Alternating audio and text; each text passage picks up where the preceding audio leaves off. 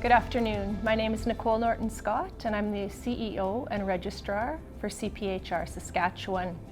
In May of this past year, CPHR Saskatchewan celebrated its 15th year anniversary. A remarkable time to celebrate this milestone. No one would have anticipated the impact this profession has had on organizations in Saskatchewan and around the world in response to COVID-19. The work being done in response to the pandemic by human resource professionals has elevated and solidified the profession.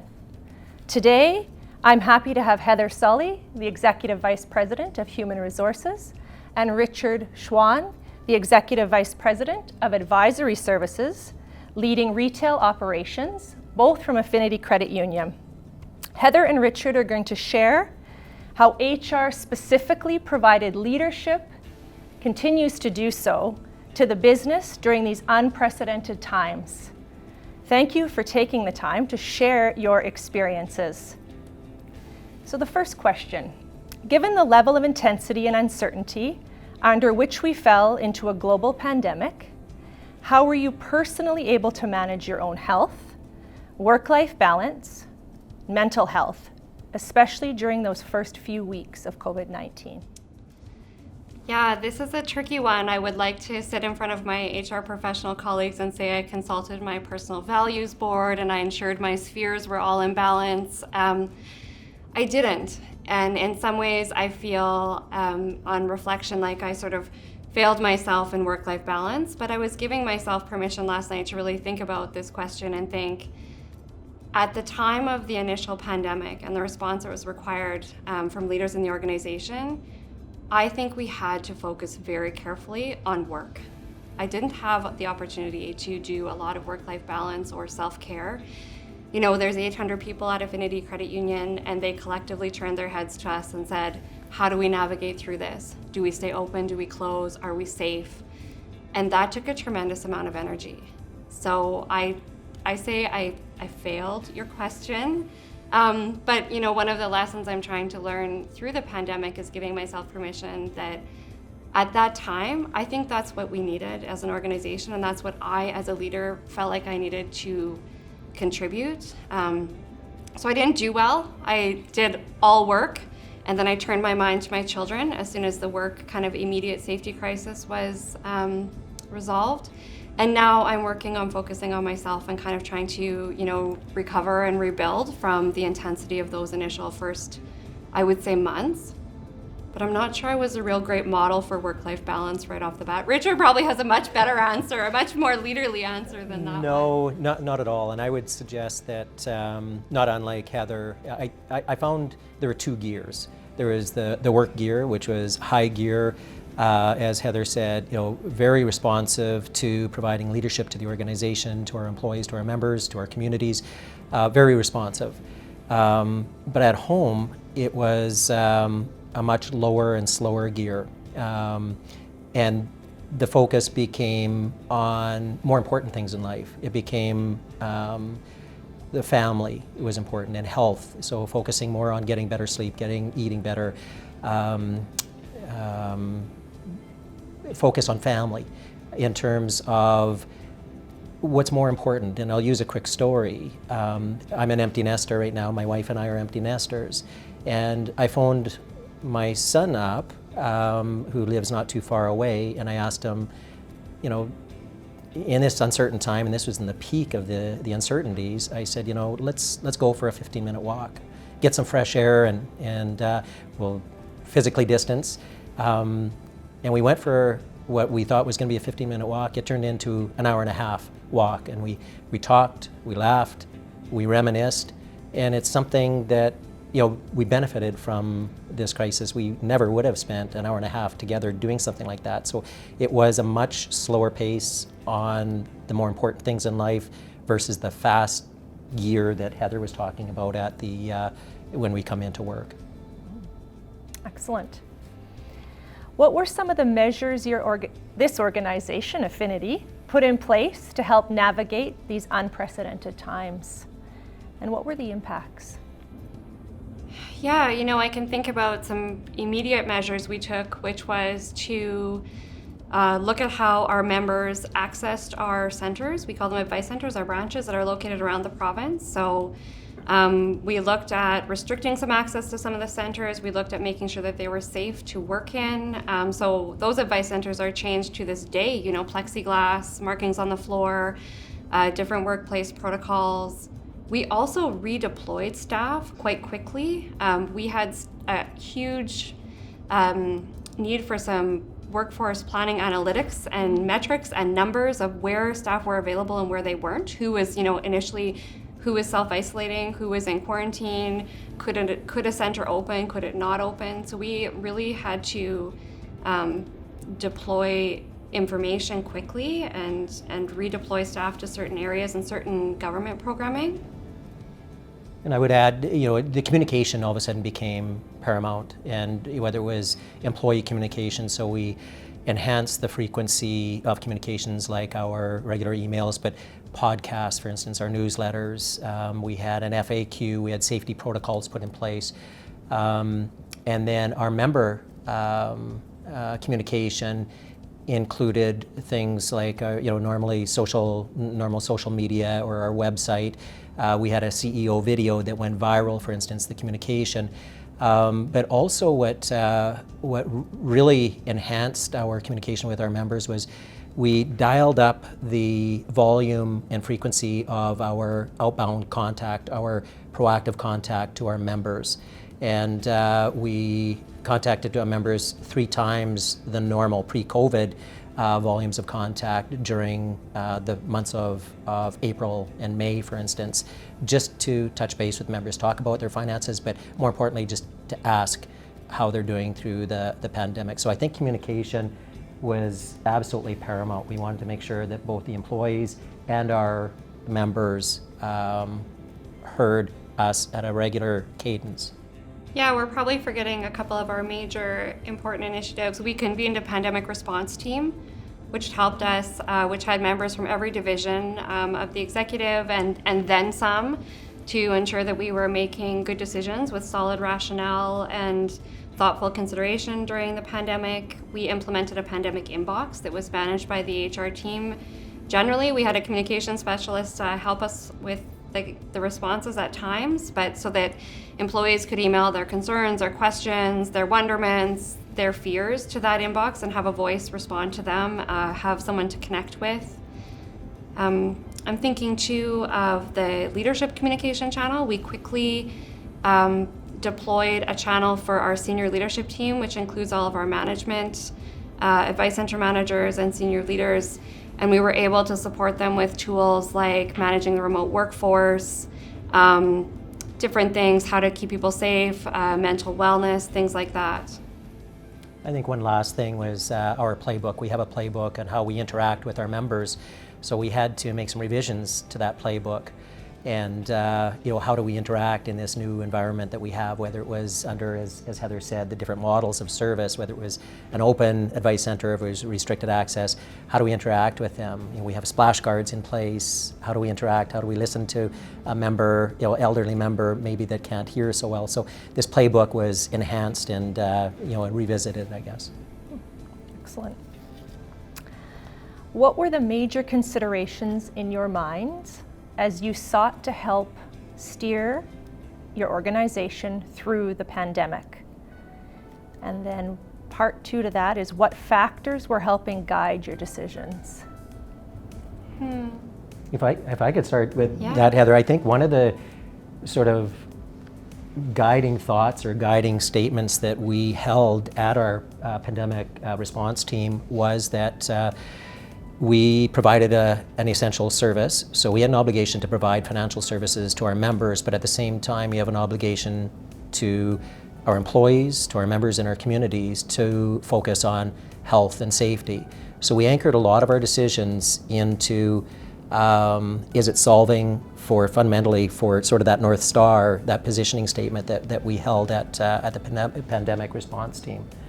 But also, Heather's team did such a great job in ensuring with the HR team in researching and making sure that we anchored everything in fact. So is it is this decision based on what the health experts would do, what the government is saying, what the health authority directives are? Everything that we did, we made sure that Heather's team from HR, that it was anchored into those types of facts. Yeah, we definitely tried to tether. I think when I think of your first part of that question, the primary, guiding principle is it safe? Can we do this? Regardless of whether we need to do it, regardless of whether we've been declared an essential service, is this safe for our staff?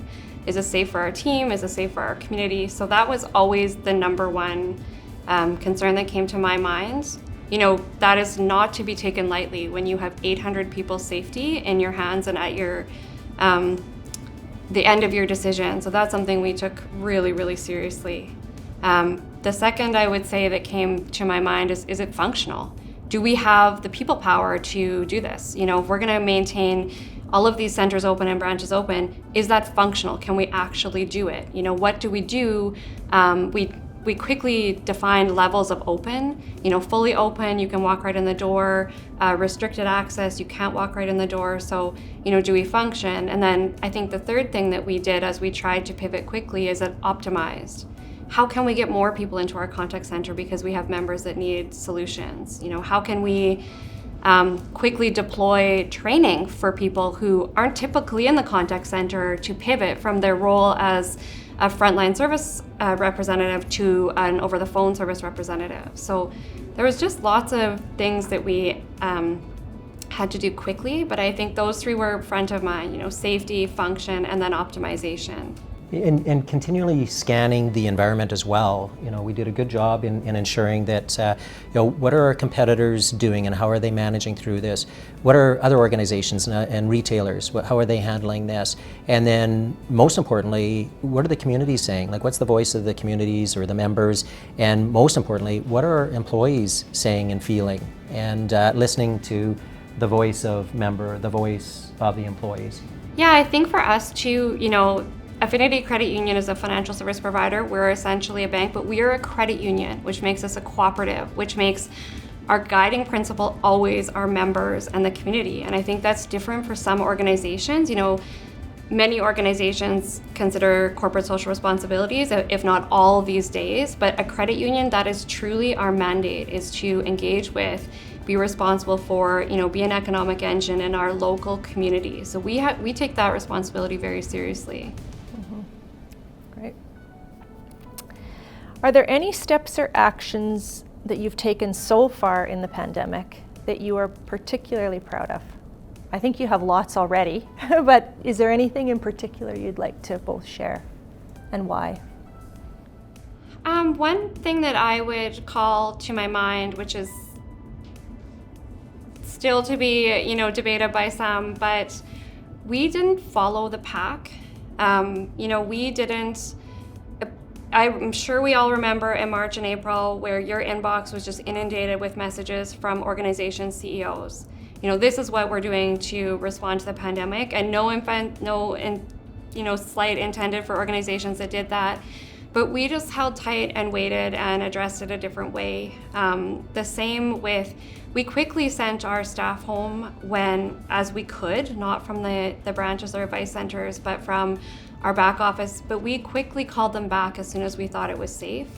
We believed in having people in our buildings to be able to work collaboratively. We believe that's our best service to the members in the community, and we believe that's the best situation for our staff. So we didn't follow the pack there, and we called our team back maybe sooner than others have, and I think to our credit. And I think it was a risky position for us to take, and sometimes an unpopular position, but we truly believe that it's better for our organization, our members, our community, and that includes our staff. Yeah, and I would add, I think that's probably the most important aspect, Heather. One of the things that I'm proud of in the advisory services group is, in our, we continue to try to connect our members, especially through the pandemic, whether it's, kind of physically bringing them together, whether it's cognitively or whether it's emotionally. We're trying to connect and bond our teams together. And one of the things that we introduced was a weekly blog in the Advisory Services network. So of 450-ish employees in Advisory Services, of the 800 employees at Affinity, receive this weekly blog. And the weekly blog is it's meant to be informative, but sometimes fun and sometimes trivial. But it really, when you listen to the feedback after the weekly blog, you get, we're trying to solicit some feedback or invite feedback and welcome feedback. And people are very expressing their vulnerabilities, which you know that you're connecting emotionally with them. So I'm really proud of the level of communications, not just the informed advisor, but just the level, the frequency, the cadence of our communication with our employees. It really did help bond emotionally, most importantly. Yeah, I think one of the things we're forgetting that I'm sure we both agree on too is what I feel most proud of from the organization's perspective is the employees, the team, the leadership really laid rubber in this time. They really worked hard. They worked so hard. We all worked so hard as a team, pivoting to provide support to members for the government organizations, IT pivoting and quickly producing things that we've never experienced before, people putting down what they were doing and turning to their colleague and saying, what do you need? How can I help you? You look like you are full out on something. What can we do? And from a more technical perspective, from an HR lens, the amount of work that was produced in that short amount of time really allowed us to look through the work and see trends of behavior and trends during project management, trends during meetings that allowed us to pinpoint some things that we can do to make our organizational change management more effective. So we are looking at things that we've done through the pandemic, and because there was such a high volume of work, those trends become more obvious in a short amount of time. And then we're thinking, okay, what tool and resource can we provide the organization to remedy this thing that we've seen pop up? Because it's harder to ignore it when you see it pop up 3 times in a row because you've had 20 meetings. It's easier to ignore those things that reduce your effectiveness when they occur just a little bit over a time. So that's been a real opportunity for us, like a challenge, but an opportunity. Absolutely. Yeah. Excellent. What would you say are leadership lessons you may have taken away from the COVID-19 situation so far? Geez, I think there were so many leadership lessons. I think, in no particular order, one is, have that rallying cry, have that North Star that, like I said, the pandemic positioning statement of, making sure that we all understand that we are providing an essential service. We have an obligation to provide financial services to our members, but at the same time, we have an obligation to keep our employees safe and to focus on the safety of our employees, our members, and our communities. Something else, though, that I think is extremely important is communication. It's a leadership lesson. Communication has to be transparent. It has to be authentic, and it has to be of a cadence that's frequent, regular. I think just the way that we're continually focusing and the importance of focusing on the emotional state of our employees and understanding that everyone is in a different place. And I think our HR team did a fantastic job in continuing to focus on mental health and understanding that different employees are in different stages, within this pandemic as well. So I don't know, there were so many different leadership lessons that we learned and that will sustain out of this. Yeah, I think one I can think about, early in my career as an HR practitioner, I went to a conference, and kind of one of the main takeaways of the keynote speaker, and I would love to give him credit, but I can't, is your job as a leader is to create calm so that those around you can think and function. And that was I knew that lesson, I had written that down, but never before in my career has that played out to the extent it did this time. Because there were times where we would be in a room and, the CEO would be asking me a question and I would want to do the old, I really hope he's talking to someone behind me. Like, I don't have any idea what the answer is. And you just have to, okay, here, what am I going to do to create this answer? How are we going to work through this problem? So that's one I think is, and we saw the teams where the leaders were able to be calm themselves. They navigated with less stress, less strain. Everyone navigated well, but they navigated maybe with less friction. They were able to maintain calm themselves.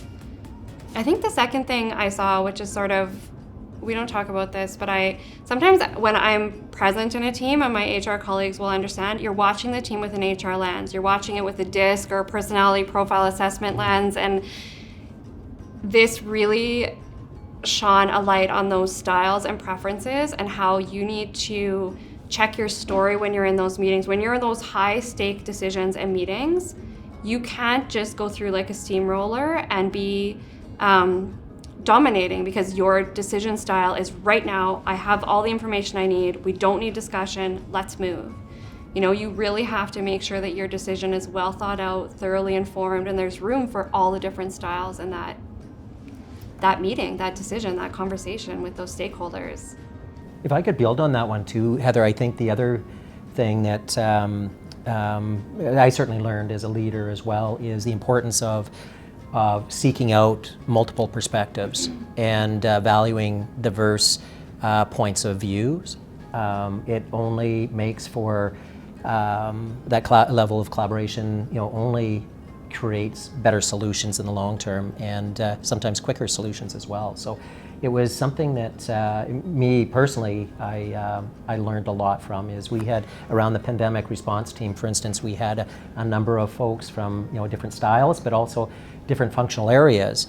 And listening to diverse points of view, everyone has a point of view, and it's not necessarily right or wrong, but it certainly helps formulate a better solution for us in the long run. Yeah, and I like that. As you said, the calm, probably it's a good lesson, and probably allows to listen more to the diversity, right, when you are calm as the leader. And it's true. Yeah. I think too, if you were a leader and came through this crisis, I think we all would have learned, you better show this impacts you too. You need to let people see and be comfortable allowing people to see, this is difficult for you. This is hard. This is I think if you go through this kind of crisis, and it's not just the pandemic and it's not just COVID, it's the American election, it's the race, relations, it's the rioting, it's the forest fires. If you go through at the top and are like, no, nothing's wrong, everything's fine, no one will bring you their real stuff. And it's the real stuff where you're able to add value. If you don't show that you understand things are difficult, you feel things are difficult, you see people where they are, you're with them, I think that you've missed a lesson of the pandemic. And I think we've learned that as an executive. We're fairly transparent and accessible, I hope, to begin with, but we doubled down on that. You just as you did at the very beginning, one of the original questions was, you demonstrated your vulnerability when the question came about how did you handle yourself throughout this pandemic? And that demonstration of the vulnerabilities in front of our people that we're leading is only earning currency, when it comes to bringing them together emotionally, physically, cognitively. It's a very, very important trait is learning to travel and be vulnerable and show your vulnerabilities. Well, and they're suffering. We are all suffering. We're enduring this. We're not, thriving through this. We're enduring the current state. We're trying as an organization to thrive and optimize, but every one of us as individual people is just trying to make it to the vaccine. Right, and the day-to-day is easy to say, live day by day, but the unknown is there no matter what. Yeah. Good. So that brings us to our last and final question. As you look forward, post-recovery, what would you say are the most significant changes to your people, your workspaces, the business as a result of this pandemic?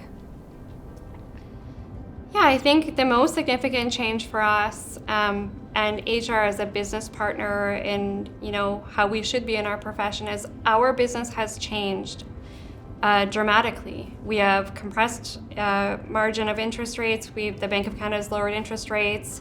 So that means we make less money on what we lend.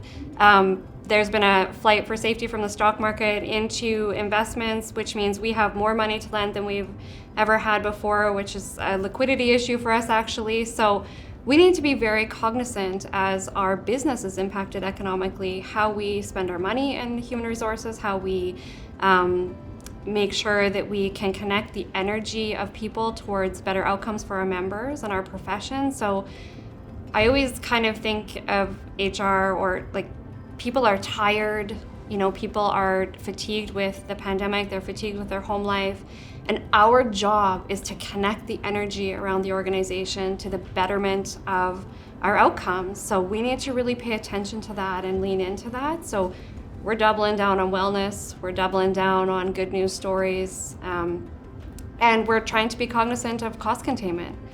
It's not the year for multi-million-dollar investments in something from an HR perspective that we might be able to defer. We need to be cognizant of our business environment. And I think, and Heather spoke about the economy and the impacts of the interest rates on our business, but also a significant impact was this acceleration of automation and digitization in our business. More members, moved to sort of online banking and to mobile banking. And so we don't have the opportunity to see them as much anymore, which changes sort of our model of how do you dispense advice when you don't have members that are coming through the doors. And it's not even safe to be spending time with them when they do come through the doors. But one of the benefits of that is that we were able to find ways of automating a lot of our processes, internal processes, and digitizing some of our internal processes. And probably one of the most remarkable things that we'll take forward is the level of cross-functional collaboration that we had to learn on the fly, and a lot of this cross-functional collaboration done remotely. And some of the solutions that we designed, through this level of collaboration and through remotely, I would suggest it would have taken us months, if not years, to design the same sort of solutions. We would have over-engineered, the solution to start with, and it would have probably been obsolete by the time we designed it. But through this pandemic, something that we learned is, let's rely on each other and work cross-functionally. We can design something almost overnight that will be effective, automated, and something that will stand the test of time. Yeah, as Richard is thinking, I'm thinking about the automation and the planning and the workforce deployment. One of the gold nuggets for HR practitioners and professionals out of this is you will never have to sell the value of strategic workforce planning again. Yes. You will never have to even describe why we would pay attention to that. Exactly. What are these pivot skills you're talking about? Yeah. And why would we need to ensure we know exactly where people are and exactly what capacity we have? I think we're done with that sales. Yeah, exactly. So that was a real gold nugget for us. Awesome. Well, this has been a pleasure to spend the last 20 minutes hearing all about the success Affinity has had. And I would like to thank you, Heather, and thank you, Richard, for taking the time to share your experiences. Thank you very much. Thanks for thinking of us, Nicole.